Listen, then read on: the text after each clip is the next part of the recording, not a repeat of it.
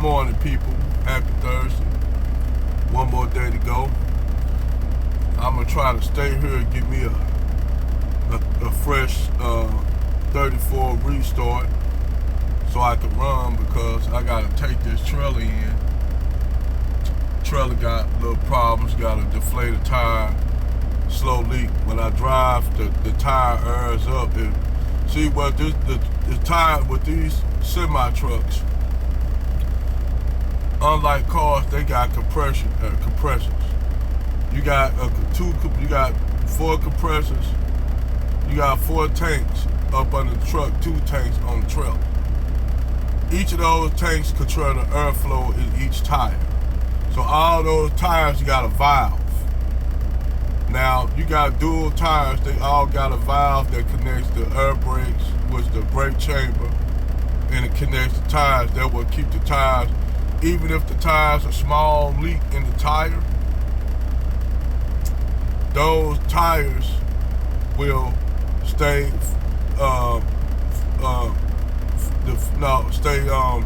they'll stay inflated until you stop. Once you stop, those tires will deflate it down. If you got a small leak, if that leak is big where the air won't stay in that tire, get ripped up and shit like that, or it'll blow out. So I noticed the tire back here in this trailer right here, that the first, it got, the set of dualies. The left side front inner dually tire, it deflates when it's not running. Now when the trucks start driving, you have air flowing through those, from the compressor, through the hoses that fill the tanks up, that keep the tires inflated. So it got a small hole somewhere in that trailer. I could drive back up here to Love's and have them, fix it. All they gonna do is plug the hole and put it back on.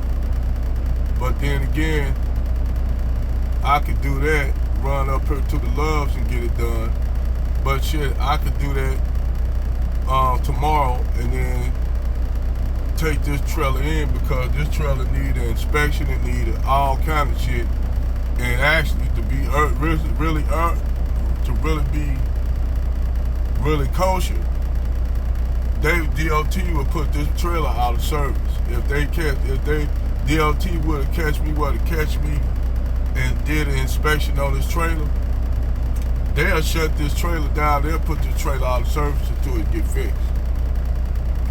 So I'm about like 85 miles away from the yard. You dig? So most likely I would probably, when I get my 34, which I'm gonna try to sit here and get a 34 restart right here at this road ranger. Gonna creep over to the Flying J, because they didn't have parking spots. I wanted to take me a shower, so I had to take me a whole bath, which I don't like, but that's what I had to do. But in actuality, for the most part, I would have to go down there and get this trailer fixed, this tire fixed. Then I roll it down to the yard, because I'm 85 miles out of Melrose Place, which is technically, basically Chicago. You can see you can see downtown. You can see downtown shit right from Melrose Park. You can see downtown Chicago. So I would probably sit here, get me a 34, get this trailer tire fixed, take it down to the yard. Hopefully they'll have another empty for me, an empty that's in good shape, that's got registration stickers and shit like that. So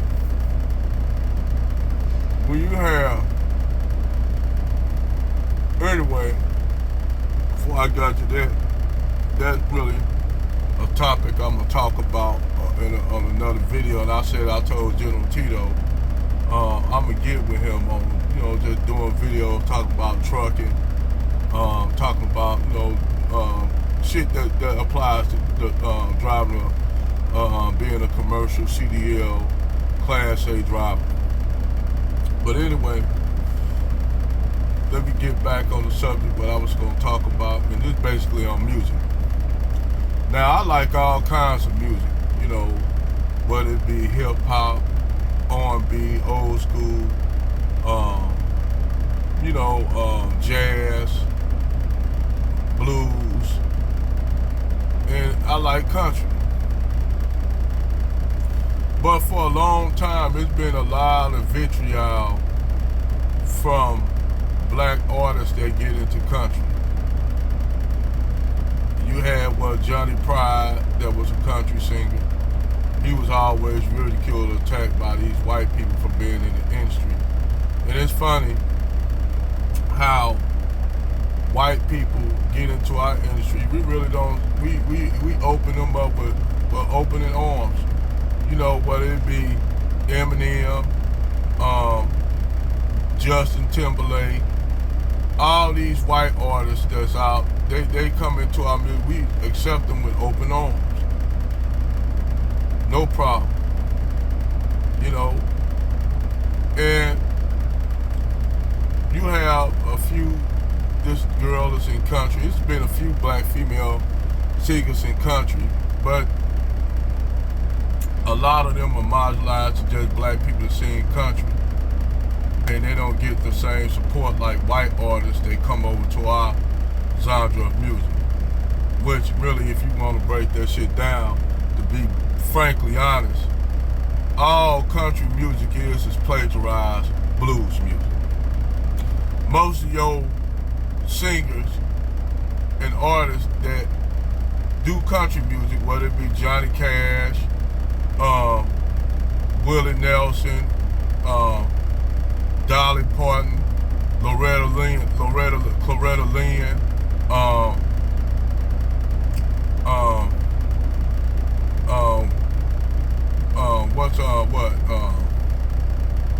what's another country singer? Hank Aaron Jr. Jesse Whalen. Most of all your singers, the Oak Ridge Boys, Alabama, all them people were influenced by black blues music and gospel, black spiritual music. Growing up in the South, you'll have a lot of these countries like Willie Nelson, Elvis Presley, all of them have been influenced by black music. So when you look at country actually derived from bluegrass, which bluegrass all derived from blues. That shit all their music come from blues. The music genre that you call country is a derivative of blues.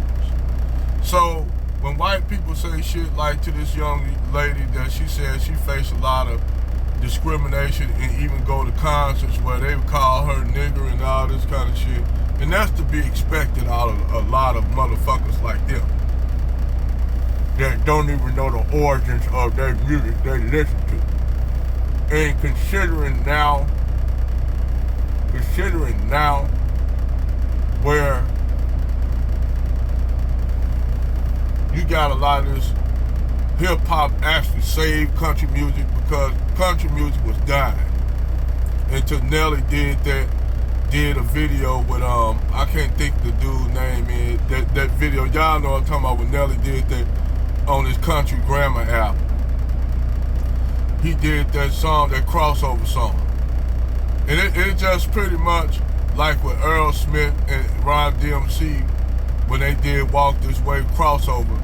That actually gave a little life to heavy metal. And see, a lot of times our music come in and save the day for they shit, because we'll do a collab, a crossover with their shit, and basically they should be on life support.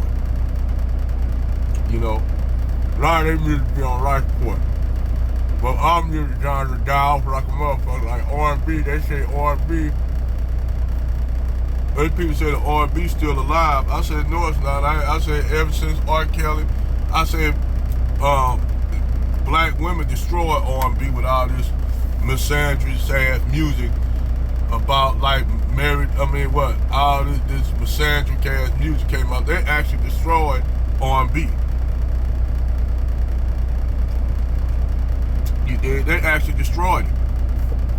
So back in, this sister, this young lady named what's her name? What's this young girl's name, man? I think her name is Mickey Gayton.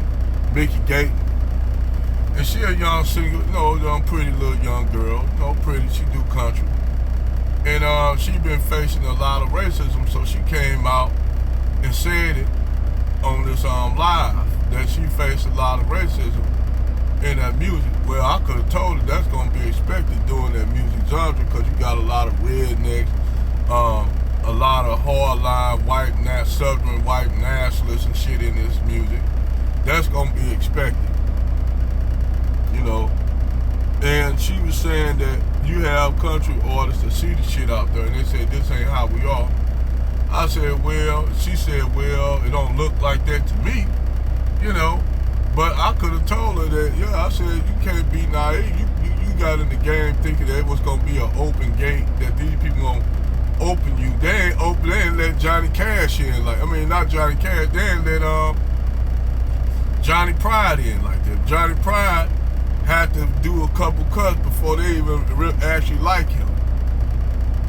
And, before they actually like, Johnny Pride. But the funny thing is, when we get in music, so-called quote-unquote music that they invented, quote-unquote, we gotta vet ourselves. Well, when they come over to music that we do, we just let them in. If they're good artists like Eminem, First Base, hell, Vanilla Ice, lame ass. They come over outside, man, and get vetted. Anytime, like Robin Thicke, they get vetted. John B, they get automatic love when they come over to our side, do our music genre. Like John B, I'ma just keep it real. John B put out some damn jams. Don't listen to what people say. That's a cut. And they know black people go, this hunky, this and that. We didn't do all that shit when they came over to our music, but every time we cross over to their so-called country music, it's always this hatred and vitriol for us. To the point where they say, well, they told this sister she gonna ghetto-fy country music. Duh, motherfucker, country music has been ghetto-fied, if that's the case. By even some of the motherfuckers, some of these country singers rapping bars and that shit. Talking about turning up. These words and shit come from black. This shit is black people talking verbiage in this music, like turn up and shit. Now you got these white country artists saying turn up, getting turned up. That shit, they ain't used to saying no shit like that. So our verbiage done slipped off into their music to where now country music is actually sounding more urban than rural.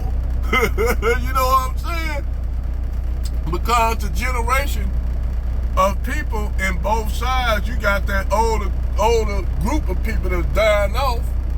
They grew up listening to Kenny Rogers and shit like that, and now you got the newer people in. Not the ones that listen to everything. You got those young white kids that live in the rural area. They'll turn around and be listening to Garth Brooks. Next song, one song, they up there listen to motherfucking listen to the Migos in they shit. Wearing cowboy hats and cowboy boots with their little Karen on the side of them up there. Both of them dressed up in whole country boots up there jamming, rocking to motherfucking the Migos. You know what I'm saying? You hear that down south. You see that down south. due to you got a lot of intermingling, mingling and shit. You got down south, you have a lot of black dudes with white chicks, white dudes with black chicks. But it ain't the same dynamic like the swirlers and shit do, cause you'll have them black dudes, them white dudes down south that if you listen to them on the phone, you'll think you talk to a straight nigga on the phone. Until you meet them, then you find out that's a motherfucking white dude. But you thought, and they not even trying not to talk, like it's just how they talk.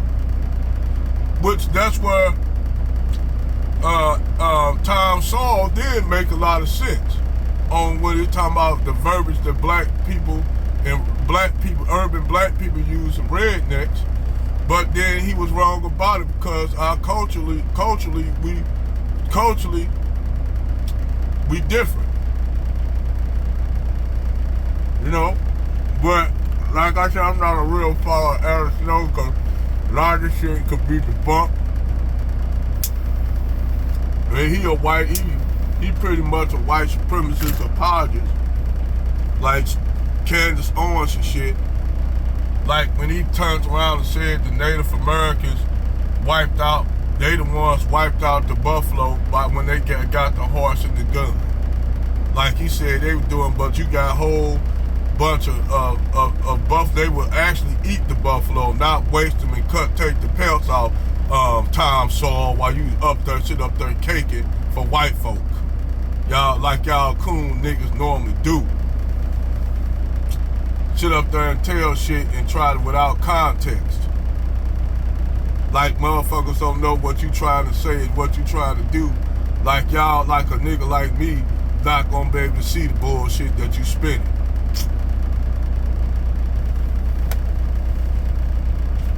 And pretty much try to take us for dummies. Like some of these chicks in the manosphere and shit. Try to play with our mental. Like Chaz try to do and say that you know being a chameleon is good, and then no nigga, I'm the only motherfucker that responded to that. Say nah, that's not good. All the other niggas didn't say shit because like I said, it don't take nothing but a bitch that looks somewhat decent to say some shit, and niggas be motherfucker mystified by the shit. I like nah, don't you tripping.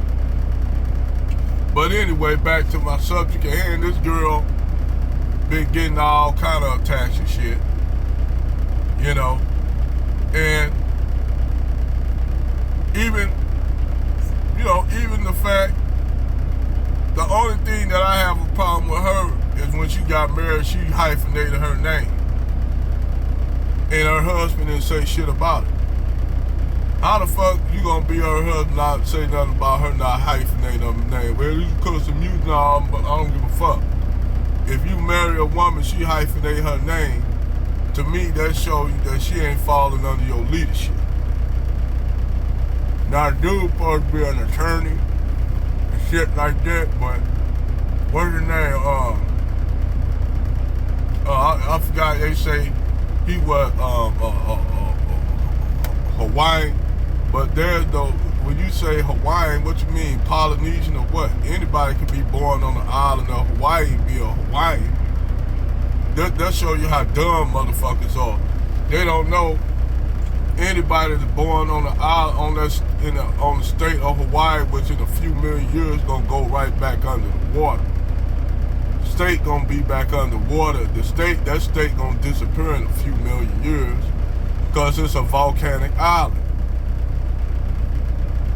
That the Hawaiian archipelago is a small mountain range. So eventually, with mountain ranges, they in a few million years, them islands are going back underwater. But anyway, you know, just back to her, she was talking about how she deal with the racism in that community. And I could have told her that she gonna face that kind of racism.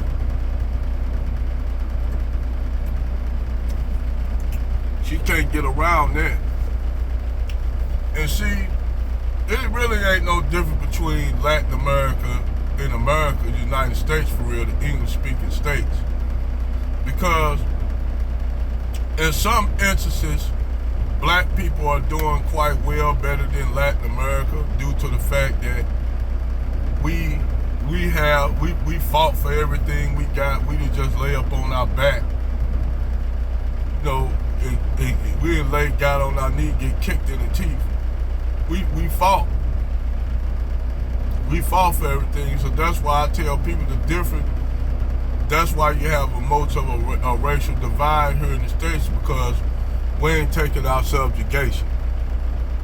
Like black people in Latin American countries, like whether it be Brazil, Colombia, Mexico, Dominican. We ain't going along with this. Well, we a multicultural melting pot and shit like that. And then but you all at the bottom. It's just like the Chinese in the Caribbean and the Bohemians and shit in Bohemia, the Bahamas, Jamaica and shit. And they say, well, culturally, they Jamaican like everybody else, but they discriminate against black Jamaicans, black Bohemians and shit, but then they want to still be Jamaican or Bohemian. It's like you coming to somebody else's place, somebody's house, and you go to the bathroom, you say, this bathroom just for me only. This is my bathroom, even though it's in your house. Listen, once again, even though it's in your house, they tell you can't come here, it's mine only, my bathroom. That's how that shit is. But anyway, back to the subject. This little sister should have known that off the bat when she go to damn concerts and see all the Confederate flags and shit, and white people calling them monkeys and shit like that on stage. And this, don't get me wrong, other than the weave and shit she got in her head, which I don't know why black women put all that goddamn weave and shit in their head. Really don't look right, but I digress. I don't know why black women do that shit, put all that ton of weave in their head, whether it be Tracy Bigham, the fucking what, them two twins, the tension twin. I don't know why the sisters put that shit all in their head. They look, you try to tell them they look ridiculous with it, but hey. But other than that, she should have knew going into that game that they was gonna be like that. Cause black people live rent free in white people's head, white supremacists' head. Now, you'll have some people talking about, well, you know, it's due to the white male patriarchy. Stop that. They're trying to push this feminist shit with the black struggles. That don't got shit to do with that. Stop trying to push this feminist gynocracy shit and say, well,